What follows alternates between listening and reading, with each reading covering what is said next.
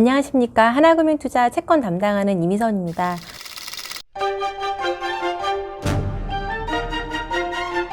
최근 국채시장 변동성이 굉장히 커졌습니다. 그래서 최근 시장의 동향 그리고 앞으로의 전망에 대해서 말씀드리도록 하겠습니다.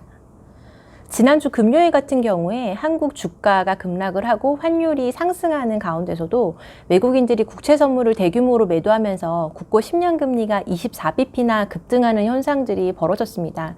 그래서 차트에서 보시는 것처럼 국고 10년 금리가 이렇게 급등을 했었고요. 이렇게 급등했던 배경은 일단 외국인들이 국채 선물을 많이 매도를 했는데 현금 확보를 하기 위해서 미국 안에서도 금이나 미 국채에 대한 매도까지 출회되면서 모든 자산 가격이 급락을 했었기 때문입니다. 그 전에 미국 장중에서도 미 국채 금리가 장중에 30bp 이상씩 급등락을 하면서 미 국채 자체도 가격이 떨어지는 현상들이 발생을 했었습니다. 이후에 이제 미국 연준이 주말에 기준금리를 100bp 전격적으로 인하를 했고요.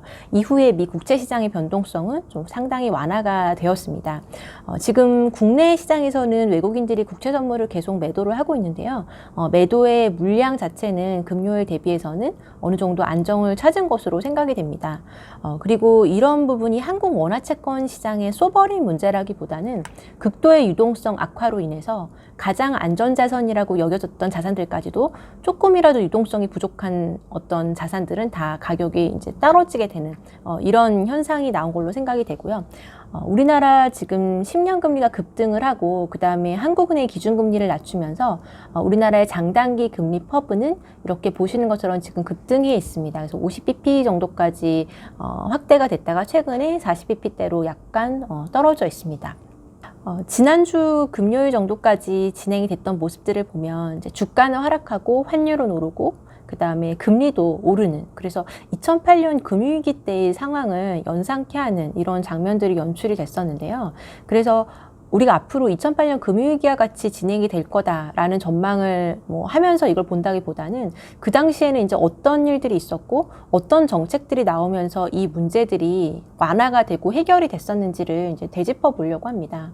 2008년 같은 경우에 우리나라 한국 경제에 정말 위기다라는 어떤 판단들이 생기면서 정말로 우려가 극대화됐던 시기는 리만 브라더스가 파산한 직후부터였습니다. 그래서 그 전까지는 우리나라 시장에서 외국인들이 국채 선물 매도만 있었고요. 현물에 대한 매도까지는 나오지는 않았었습니다. 그렇지만 2008년 9월 15일 리만 브라더스가 파산한 이후에 모든 상황들이 다 달라지게 됐고요.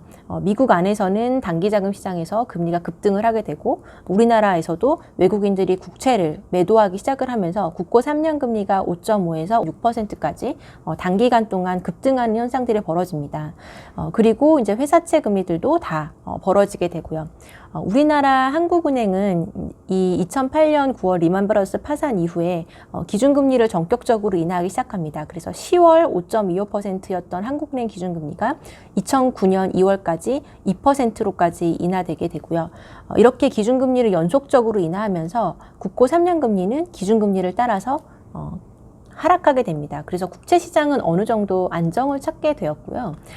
어떻게 보면 외국인들이 현물을 매도하는 가장 최악의 상황 속에서도 국채 금리는 일단 기준금리를 인하를 하면 상당 부분 그 변동성은 좀 완화가 될 수 있다라는 거를 저희가 알 수가 있고, 또 이제 국채의 직매입 같은 걸 통해서도 금리 변동성이 좀 완화가 됐었습니다. 그렇지만 회사채에 대한 위험 회피 심리는 좀 지속이 됐었는데요. 2008년 12월까지 회사채 금리는 계속 상승을 했었고요. 이 두 번째 그림을 보시면 이제 연두색으로 되어 있는 것이 은행채 크레딧 스프레드인데요. 리만 브라더스 파산한 직후에 크레딧 스프레드가 빠르게 올라가게 됩니다. 그리고 기준금리를 인하한 이후에도 상당 기간 동안은 스프레드가 높은 상태에 머무르게 되고요. 2009년 2월 정도부터가 회사채 금리가 하락을 하면서 스프레드도 급격하게 축소가 됩니다. 그리고 장단기 스프레드도 기준금리 인하를 하는 동안은 확대가 되다가 금리 인하가 마무리된 이후부터는 이렇게 안정을 찾게 됩니다. 2009년 2월은 이제 미국의 주식시장이 완연하게 회복됐던 시점이고요. 완전히 이제 약세장의 종료가 됐던 시점이기도 합니다. 그래서 이때부터는 크레딧 스프레드가 본격적으로 이제 축소될 수가 있었습니다. 그래서 지금 상황을 이제 비교를 해보면 현재는 리만 브라더스 파산과 같은 실제 크레딧 이벤트가 발생하진 않았습니다. 그렇지만 시장이 마치 그 정도의 이벤트가 발생한 것처럼 일단 주식시장이 반응을 했었고요. 그 다음에 우리나라 채권시장이나 미국의 연준에서도 기준금리를 급하게 사전적으로 좀 인하를 해줬습니다. 그래서 국채금리는 어느 정도 변동성에 대한 안정을 찾은 걸로 생각이 되고요. 연준이 기준금리를 지난 주말에 100bp나 인하를 했는데요. 그럼에도 불구하고 주식시장이 여전히 불안했던 이유는 일단 표면적으로는 미 국고채 금리가 급등을 하고 자산 가격이 하락하는 어떤 유동성의 문제로 비춰지지만 근본적으로는 미국이나 글로벌 성장률에 대한 문제이기 때문에 금리 인하를 가지고는 해결할 수 없는 문제라는 인식이 있었기 때문이라고 봅니다. 미국의 실질 성장률인데요. 보시면 2008년 금융위기 때 1.9에서 마이너스 0.1%까지 그리고 그 다음 해에는 마이너스 2.5%까지 성장률이 꺾이게 되고요. 지금 같은 경우에는 미국이 성장률이 작년, 재작년 2.9%, 2.3% 성장을 했었고요. 올해 특별한 이벤트가 없었다면 2% 내외 정도의 성장을 예상을 하고 있었습니다. 그런데 지금 성장률에 대한 전망치가 급격하게 하향 조정이 되고 있는데요.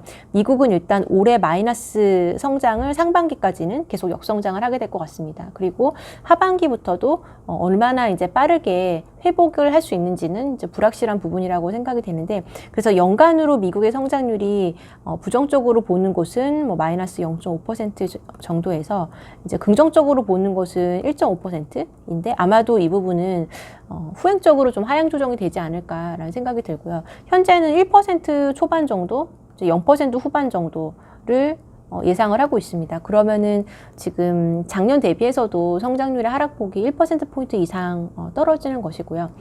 또 역성장으로 얼마나 갈 것인지 상반기에 이런 것들에 대한 불확실성들이 있기 때문에 기본적으로 이런 인식을 했기 때문에 연준은 기준금리를 다시 제로로 낮췄다고 생각이 됩니다.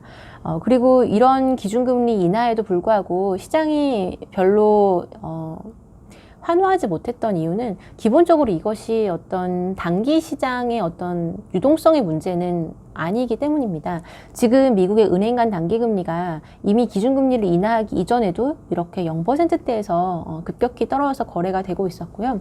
2008년 같은 경우에는 실제로 이렇게 리만 브라더스 파산 이후에 단기자금 시장이 이렇게 금리가 오르는 이런 현상들이 있었고, 이후에 미국의 기준금리를 2%에서 제로로 낮추는 과정에서 시장이 이제 안정을 찾을 수가 있었습니다. 그렇지만 지금은 뭐 더 이상 떨어질 금리가 없고, 어떻게 보면 금리 정책을 통해서 경기를 부양할 수 있는 이제까지 썼던 전통적인 수단 하나가 이제는 워킹하지 않는 단계로 들어가게 되었습니다. 그래서 시장은 이제 금리 정책만으로는 경제를 살릴 수 없다라는 판단을 하게 됐던 것이고요.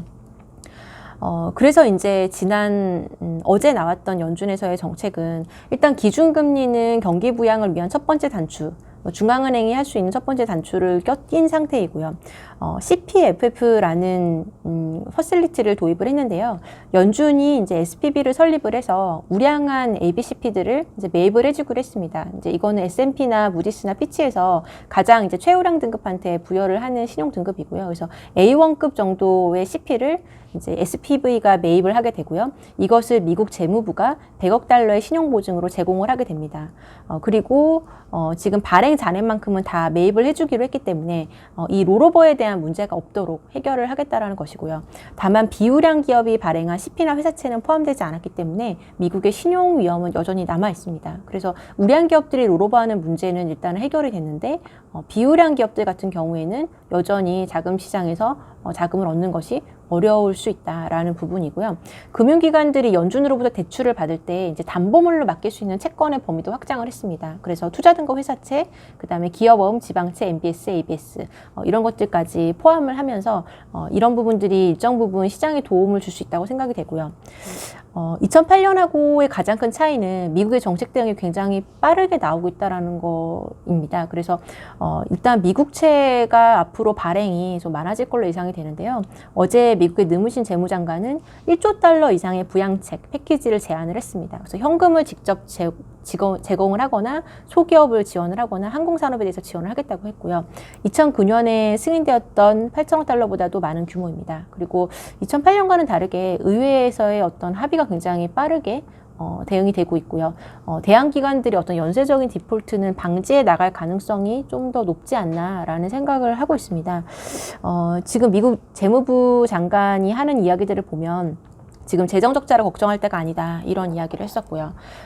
이제 예전에 ECB의 그 드라기 총재가 했던 우리는 이제 어떤 정책이든 간에 쓸 것이다. 이런 We will do whatever it takes라는 스탠스로 지금 재정 정책에 대해서 접근을 하고 있습니다. 이 느무신 장관은 이제 유대인이고요. 골드만삭스에서 근무를 했었고 2007년 서브프라임 모기지 사태 때 법정 관리를 받았던 인디맥이라는 은행을 인수를 해서 이것을 정상화시키는 데 성공을 했던 경험이 있는 사람입니다. 그래서 어떻게 보면 미국 금융시장에 대한 그 생리를 이해하는 사람일 수 있고요. 그래서 지금 이제 신속하게 어떤 정확한 정책들을 적기에 하는 것이 얼마나 중요한지를 잘 알고 있는 사람이기 때문에 이러한 정책들이 좀 빠르게 대응이 되고 있는 걸로 생각이 됩니다. 2008년에 이제 리만 브라더스 파산이 아까 말씀드렸던 것처럼 위기가 커지는 어떤 단초가 됐다는 말씀을 드렸는데요. 이때 이제 일자별 이제 상황들을 보면 의회 안에서 이제 리만 브라더스를 살릴 거냐 말 거냐 결정 자체가 지연이 되고 결국은 파산으로 결정이 되면서부터 미국 주식시장이 2차 폭락기로 들어가게 됐었습니다. 그리고 이후부터는 이제 다시 AIG라던가 뭐 이런 것들을 다시 살리기로 결정을 하면서부터는 이제 시장이 안정을 찾게 되는 계기가 되었거든요. 그래서 위기 상황에서는 좀 신속하고 정확한 정책 결정과 실행이 굉장히 중요한 변수가 됩니다. 그래서 지금은 근데 미 재무부가 2008년보다는 보다 빠르고 신속하게 대응을 하고 있다라는 측면이고요. 한국은 재정 건전성 악화 우려로 인해서 미국과 같이 대규모 적자 국채 발행은 어려울 걸로 생각이 됩니다. 그래서 제한적인 정도의 국채 발행이 있을 수 있다고 보고요. 추경 관련된 적자 국채는 10에서 15조 원 정도 발행이 될 것으로 예상을 하고 있습니다. 미국 같은 경우에는 지금 재정정책을 통해서 적자국채를 발행을 하고 그 다음에 중앙은행이 국채를 매입하는 이런 정책으로 결국은 가게 될 것 같습니다. 그래서 국채 발행이 늘더라도 금리를 상승하지 않도록 좀 눌러주는 역할을 하게 될 것 같은데 한국은 적자국채 발행하고 중앙은행이 그걸 다 매입하는 이런 정책을 쓰기는 어렵기 때문에 애초에 우리가 발행할 수 있는 발행 규모가 좀 제한될 것으로 예상을 하고 있고요. 재정정책의 한계가 우리가 어느 정도 존재하기 때문에 결국에는 필요한 시점이 되면 다시 기준금리 인하에 대한 의견도 나올 수 있다고 봅니다. 현재 0.75%까지 낮춘 기준금리에서 만약에 하반기에도 우리나라 경기가 회복되지 못한다고 한다면은 추가 기준금리 인하에 대한 어떤 요구들이 나타날 수 있다라고 보고요. 그 다음에 0.75에서 추가적으로 우리가 한두 번 정도의 추가 인하 여력도 여전히 열려 있다고 보고 있습니다. 그래서 이러한 것들을 다 종합을 하면 지금 금리에는 이제 어떤 영향을 미칠까 생각을 해보면 일단 지금 이제 머물고 있는 금리대 지금 3년은 1% 내외 정도 는 지금 0.75%라는 기준금리 대비했을 때 적정한 스프레드를 유지하고 있다고 생각을 하고 있고요. 그 다음에 지금 추가적인 기준금리 인하에 대한 기대가 당장은 미국이나 한국 둘 다 없기 때문에 장기 쪽도 장단기 스프레드가 눌리기보다는 장기 쪽 금리가 조금 더 높아질 수 있는 여력들이 좀 있다라고 봅니다. 그리고 미국에서 앞으로 적자 국채 발행이 늘어날 거다라는 이제 인식들이 생기면 아직 이 부분은 미 국채 가격이 프라이싱이 안 돼 있기 때문에 미국 장기 금리가 지금보다 더 1% 위로 올라갈 여지도 있다고 봅니다. 그러면 이제 우리도 그 영향을 받아서 어느 정도 장기 금리가 끌려 올라갈 수 있는 룸이 좀 있다고 생각이 되고요. 그래서 그때부터가 우리가 조금 더 좋은 가격에 장기채를 매입할 수 있는 기회가 될 것으로 예상하고 있습니다. 네, 이상으로 오늘 방송을 마치도록 하겠습니다. 감사합니다.